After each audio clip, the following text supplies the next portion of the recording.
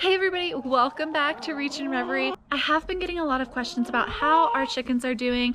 A lot of y'all have seen my recent video where the roof collapsed on top of our chicken coop. Now, none of our chickens were injured. Everybody is a-okay.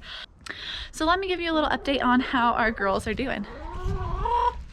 Everybody is doing really good. Hey girls. Hey girls.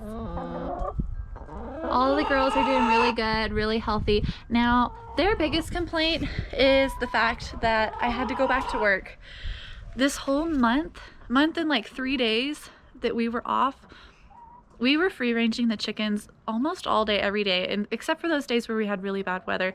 So we really spoiled the girls and now they expect to free range all the time. Now, I've only been back to work for 3 days. Saniza, what are you doing? Come on, get off. Let's get you off. Now the girls know they're not allowed on top of the chicken coop, so that was naughty. These girls are acting out because they've been so cooped up, literally cooped up. So the whole time that we were gone, they were out free ranging all day, every day. We would just put them up periodically, but for the most part, they were free ranging probably 80% of the daylight hours during that month that we were homesick quarantining. Now, 3 days back into work, and we have only been free ranging them about 2.5 to 3 hours a day. So that's a huge, dramatic decrease in the amount of time that they've been allowed to free range.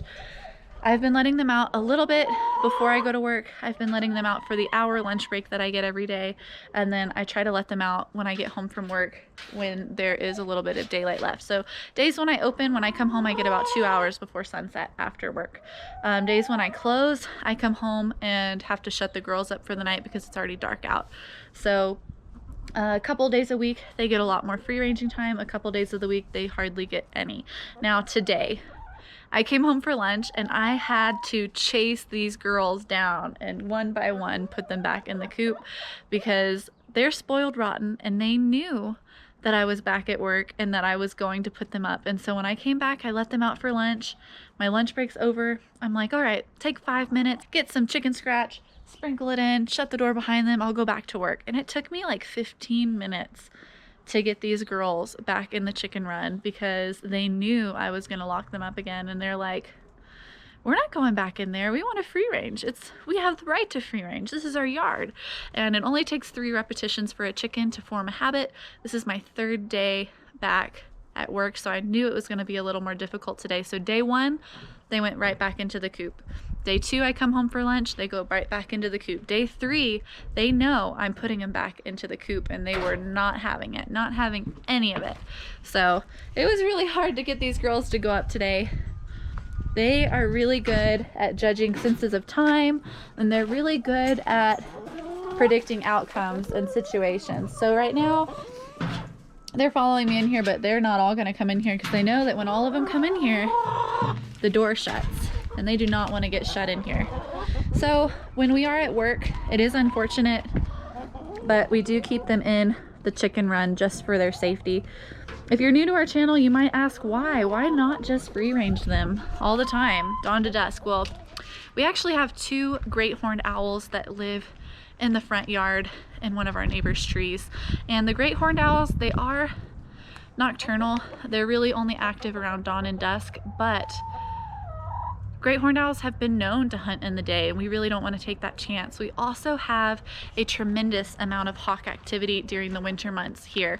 And in the winter months, there's no leaves in the canopy above shading them. It's really not very safe to leave your chickens out unattended in the winter months like this when you're gone for extended periods of time. So a lot of times, like when we're home, we'll leave the dogs outside in the dog yard and the chickens outside in here, and we'll just check on them every 20-30 minutes or so just to make sure that they're all doing good. But when we're not home, it's really the only thing that really gives me peace of mind is having them for sure safe in their chicken run. Hey buddy, look at this muddy mess that is the dog yard.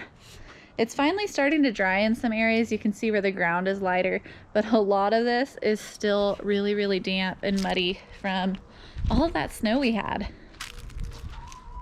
What are you doing, Evie? Hey.